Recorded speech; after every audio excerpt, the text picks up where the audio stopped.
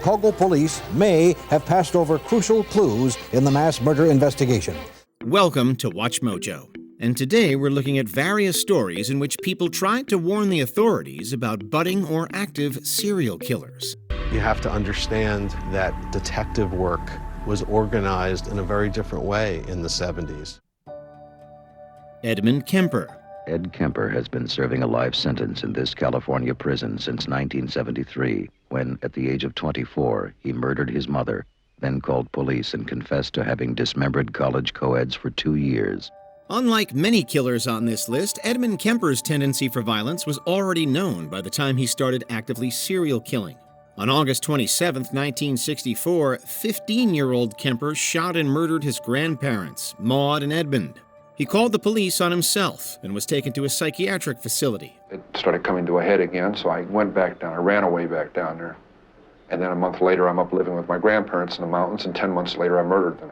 Inside, Kemper was a model prisoner and was eventually deemed both highly intelligent and rehabilitated.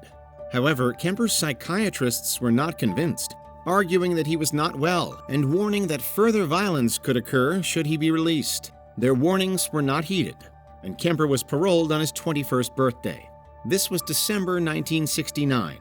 Less than 3 years later, between May 1972 and April 1973, Kemper would murder 8 more people, including his mother, Clarnell. You see, Bill, I knew a week before she died I was gonna kill her. DAngelo Martin. We begin tonight with a sense of justice for 4 Detroit families whose loved ones were murdered. Between 2018 and 2019, DAngelo Martin murdered 4 people in the greater Detroit area. However, an extensive study performed by the Associated Press found that Detroit had been warned about Martin for nearly 2 decades.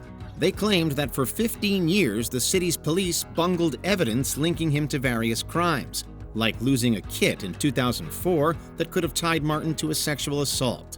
They also ignored personal warnings and failed to properly handle DNA. One supervisor called it, quote, total systemic breakdown, and 2 officers were suspended for neglecting their duties. It's believed that should the proper precautions had been taken, Martin would have been caught before he killed anyone. It's been a rough 3.5 years. Every day.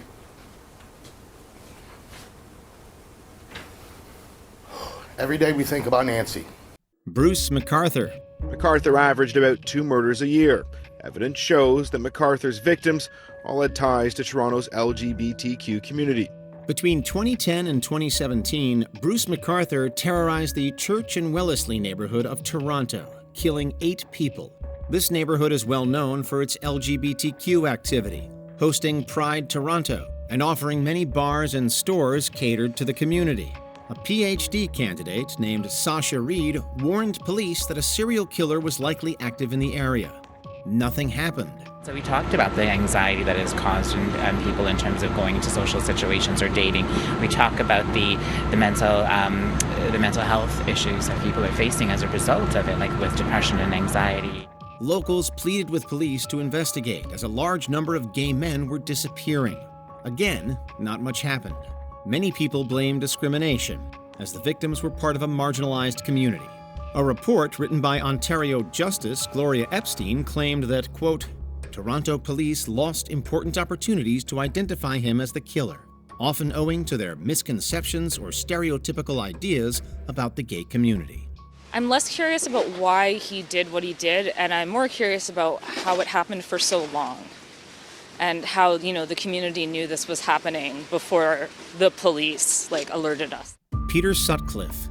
The serial killer, Peter Sutcliffe, known as the Yorkshire Ripper, has died in hospital at the age of 74. He had coronavirus. Dubbed the Yorkshire Ripper, Peter Sutcliffe murdered at least 13 women between 1975 and 1980. Like MacArthur, he preyed on a marginalized community he knew would go unnoticed, in this case, sex workers. It was quite obvious, even from the beginning, that Sutcliffe was a serial killer. Dozens of people warned the Yorkshire police about Sutcliffe, including survivors, crime analysts, Sutcliffe's friend Trevor Birdsall, and even the FBI. One of the top table officers said, is he a Geordie? No. What's his name? He said, Peter Sutcliffe. Now listen, boys, Peter Sutcliffe, Peter Sutcliffe is not the Yorkshire Ripper. In fact, Sutcliffe was interviewed 9 different times, but he was let go each and every time, thanks to horrible police work and a casual indifference towards sex workers. A report written by Inspector Lawrence Byford heavily criticized the Yorkshire police, leading to systemic changes in the country's investigative procedures. They kind of thought that the women who were involved in the sex trade were asking for it in inverted commas, and they were much more interested in the innocent women. Robert Picton. Robert Picton was convicted in the deaths of 6 women and believed to have killed dozens of other women. Now Canada's worst serial killer is dead, the result of injuries from an assault by another inmate at Port Cartier Institution in Quebec. Perhaps Canada's most notorious serial killer, Robert Picton killed at least 26 women, but he confessed to murdering 49. And the clues were there. A profiler named Kim Rossmo tried setting up an investigative unit to study disappearances in the Vancouver area and even attempted to warn the police that a serial killer was on the loose. He admitted killing 49 women. We think that he killed probably closer to 100. He had absolutely no remorse. He brutalized the women. However, these attempts were stopped by Inspector Fred Biddlecombe, supposedly to prevent the panic and political pressure that would result. Police were even receiving grotesque tips. An employee of Picton's claimed that he was hoarding women's purses, and an anonymous tip declared that he had a freezer full of human remains at his farmhouse. Bizarrely, this nightmarish piece of information was completely ignored. This story of Picton is really a story of egregious police errors and public indifference. Gary Ridgeway. You cannot forget. I can't forget, I don't think any of us will ever forget the years we spent picking these bodies up. Despite having an enormous body count, Gary Ridgeway isn't as famous as some of the bigger names. Known as the Green River Killer, Ridgeway was convicted of 49 murders, although it's possible that he committed more than 90. While he wasn't caught until 2001, he was a major suspect in the case for nearly 20 years. Ridgeway's name came up in a couple of different spots, and so a tip sheet was generated and it was assigned to Matt Haney. His name was mentioned all the way back in 1983, when the boyfriend of Marie Malvar found the truck she had disappeared in parked in front of Ridgway's house. Police were also receiving other tips mentioning Ridgway, leading them to arraign and interview him. However, he passed a polygraph and investigators were unable to link him to the killings, so he was freed and allowed to continue his spree. I never had a thought that we weren't going to catch him. I just wondered how, when, and where. And I knew I wanted to be a part of it. Dennis Rader. You will find a homicide at 43 South Pershing, Nancy Park.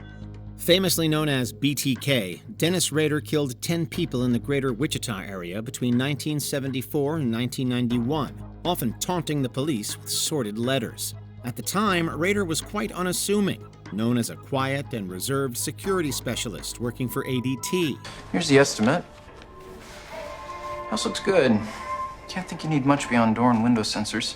I included in the cost 3 keypads. But as he aged, Rader became more outspoken and belligerent.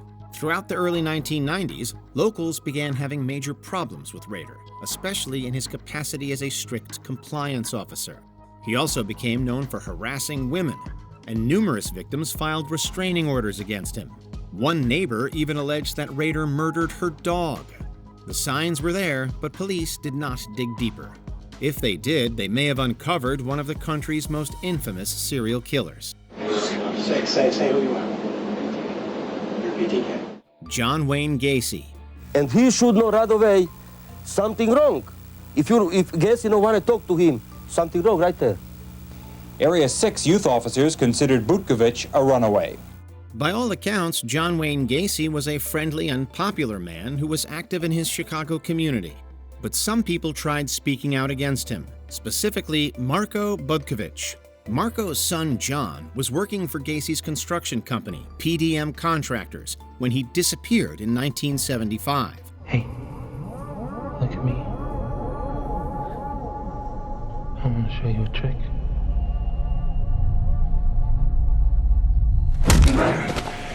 Butkovich was reportedly having problems with his boss, having confronted him over unpaid wages. So when his car showed up with his jacket and wallet still inside, Marco suspected Gacy of murdering his son.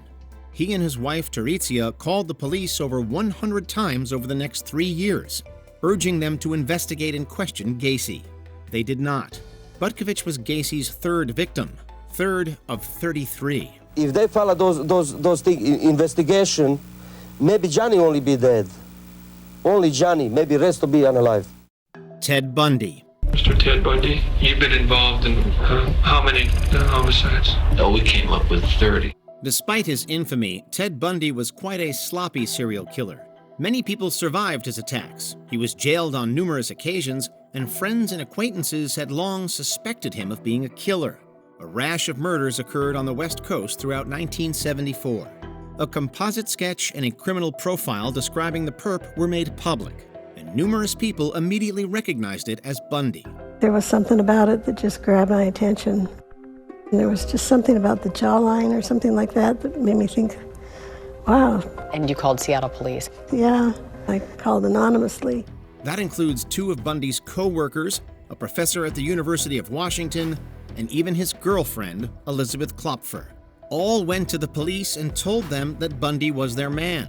However, investigators were not convinced and ignored their statements, as Bundy was a respectable law student with no criminal record. A wolf in sheep's clothing. There was something like 3,000 potential Teds who may or may not drive a Volkswagen, and he was one of them. But he had this terrific, spotless, clean record. Before we continue, be sure to subscribe to our channel and ring the bell to get notified about our latest videos. You have the option to be notified for occasional videos or all of them. If you're on your phone, make sure you go into settings and switch on your notifications. Jeffrey Dahmer. Oh, hey. I gotta say, that smell is worse than ever. Is it? Well, you know, I had that meat that went bad. People who watched Monster may have thought that the character of Glenda Cleveland was made up, a sort of composite character made to represent all the people that tried alerting the police about Dahmer. But no, she was very real. Cleveland, her daughter, and her niece all contacted police to warn them about Dahmer, even alerting them to the scary incident involving Conoric synthesamphone. Okay, but the boy is bleeding. Y'all gonna do something? I told you he fell over. The young man was famously returned into Dahmer's care and murdered. After learning that synthesamphone had disappeared, Cleveland made repeated calls to the police and even contacted the FBI. All of these calls were ignored. Dahmer murdered 4 men after synthesamphone, Cleveland's alarm bells having been totally unheard. Okay. Okay, I'm just, it appears to have been a child. That's my concern. I understand. No, he's not. Okay, thank you. Do you know of any other examples? Let us know in the comments below. I'm an American, and I went off the deep end